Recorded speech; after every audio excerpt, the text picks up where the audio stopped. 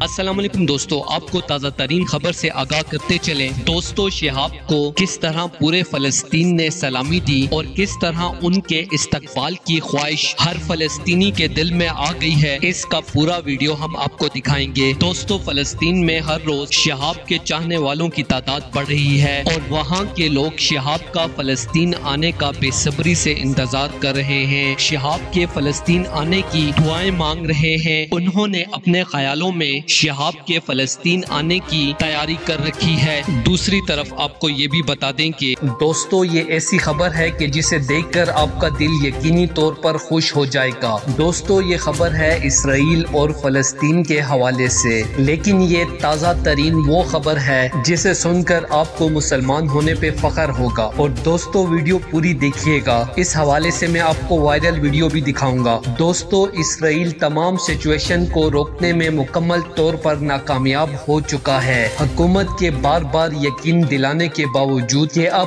کچھ نہیں ہوگا، غیر ملکی یہودی جو اپنے وطن کو چھوڑ کر آئے تھے، جس طرح سے وہ اسرائیل کو چھوڑ کر بھاگنا شروع ہو چکے ہیں، اس کی ماضی میں کوئی مثال نہیں ملتی۔ تاہم اگر دیکھا جائے، اسرائیل جس نے کہیں عرب ریاستوں کو 3 جگہوں پر دھول چٹائی، اس کی فوجی طاقت جو دنیا میں اپنی کارکردگی کے لحاظ سے مانی جاتی ہے، اور سب سے بڑھ کر امریکہ کی جانب سے اسرائیل کو آشیرواد اور تعاون کے باوجود اسرائیل اس بات پر مجبور ہوا کہ 10 کلومیٹر چوڑی اور 41 کلومیٹر طویل ایک پٹی میں اسرائیلی اپنے ہی ملک سے بھاگتے ہوئے نظر آ رہے ہیں۔ حماس کے دوبارہ حملوں کے خوف کی وجہ سے اسرائیلی یہودی گھر چھوڑ کر بھاگنا شروع ہو گئے ہیں۔ دوستو، اسرائیل اور فلسطین کے درمیان نماز جمعہ کے موقع پر اسرائیل کی جانب سے نہتے فلسطینیوں کو ایک بار پھر سے تشدد کا نشانہ بنانے پر اسرائیلی یہودیوں پر خوف طاری ہو گیا ہے کہ اب حماس کی جانب سے پھر سے حملے شروع ہو گئے تو انہیں بھاگنے کا موقع بھی نہیں ملے گا۔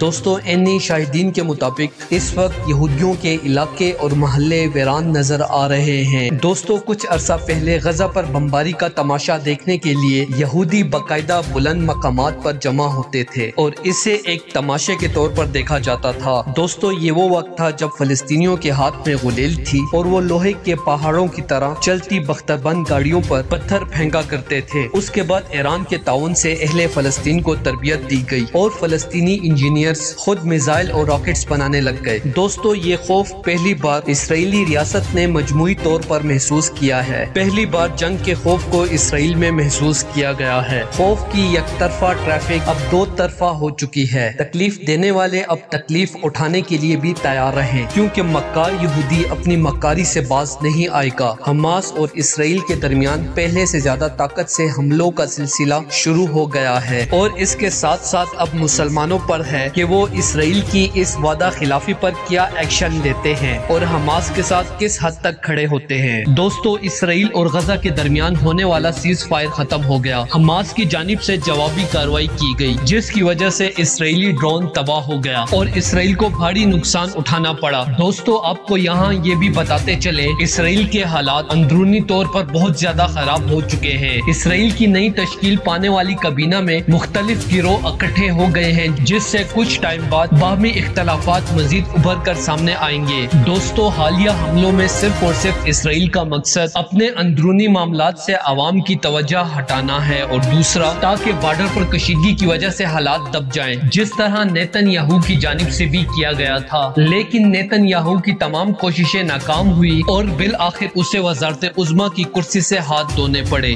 دوستو، یہاں آپ کو یہ بھی بتاتے چلے کہ حماس اور حزب اللہ کی جانب سے اسرائیل کو تاریخ ساز سبق سکھانے کے لیے ایران کے اشاروں کا انتظار کیا جا رہا ہے، لیکن ایران جب تک پابندیوں میں جکڑا ہوا ہے، وہ کوئی بھی اس طرح کا قدم اٹھانے سے گریز کرے گا، اور جیسے ہی پابندیاں ختم ہوگی، پھر ایک کے جواب میں 10 میزائل فائر کیے جائیں گے۔ اور دوستو، ویسے بھی ایران کی پالیسی ہے کہ وہ ڈائریکٹلی جنگ میں اترنے کے بجائے اپنی پراکسیز کے ذریعے دشمن کو ناکو چنے چبا دیتا ہے، لیکن ایران اور حماس کے مجاہدین نے اس کا غرور خاک میں ملا کے رکھ دیا ہے۔ مجاہدین نے وہ حملے کیے کہ اسرائیل کا دفاعی نظام ناکارہ ہو کے رہ گیا ہے۔ دوستو، اگرچہ اسرائیل نے بھی جوابی کارروائیاں کی ہیں، لیکن اس کے باوجود یہ نہیں کہا جا سکتا کہ اسرائیل کو کامیابی حاصل ہوئی ہے، بلکہ مجاہدین نے اسرائیل کو بھرپور سبق سکھایا ہے، اور اس دفعہ ایران اور مجاہدین نے اسرائیل کو جنگ کی دھمکی دی ہے اور کہا ہے کہ اب صبر کا زمانہ گزر چکا اور اینٹ کا جواب پتھر سے دیا جائے گا۔ دوستو، ایران نے جو القاسم کے نام سے میزائل بنایا ہے، اس کی بھی اپنی مثال آپ ہے۔ ایران نے مجاہدین سے بھی کہا ہے کہ ہر قسم کی مدد آپ کو دیں گے۔ آپ نے اپنی آزادی کے لیے اسرائیل پر بھرپور حملے کرنے ہیں، مارنا ہے یا مر جانا ہے، تیسرا کوئی اور کام نہیں کرنا ہے۔ اب کی بار اسرائیل کو ایسا سبق سکھانا ہے کہ دوبارہ مظلوم فلسطینیوں پر ظلم کرنے کی جرات نہ کر سکے۔ دوستو، اب سچویشن یہ ہے کہ اسرائیل کے کسی بھی حملے کو برداشت نہیں کیا جاتا اور فوراً ایران اور مجاہدین کی طرف سے اس کا منہ توڑ جواب دیا جاتا ہے اور اسرائیل میں قیامت کے مناظر نظر آنے لگے ہیں۔ دوستو، اسرائیل اور ایران کے درمیان کشیدگی میں اضافہ ہو رہا ہے اور اسرائیل کا دنیا میں نام و نشان ختم ہوتے نظر آ رہا ہے۔ دوستو، اسلامی دنیا کا دشمن اسرائیل جو ہمارے فلسطینی بھائیوں پر ہر بار کوئی نت نئی چال میں کامیاب ہوتے ہوئے ظلم کی ساری حدیں پار کر دیتا ہے، لیکن اب اس کی کوئی بھی چال کام نہیں آنے والی، کیونکہ اب سارے مسلمان ممالک ایک ہو کر اسرائیل پر دھماکوں کی بارش کر رہے ہیں اور اب اسرائیل کی تباہی یقینی نظر آ رہی ہے۔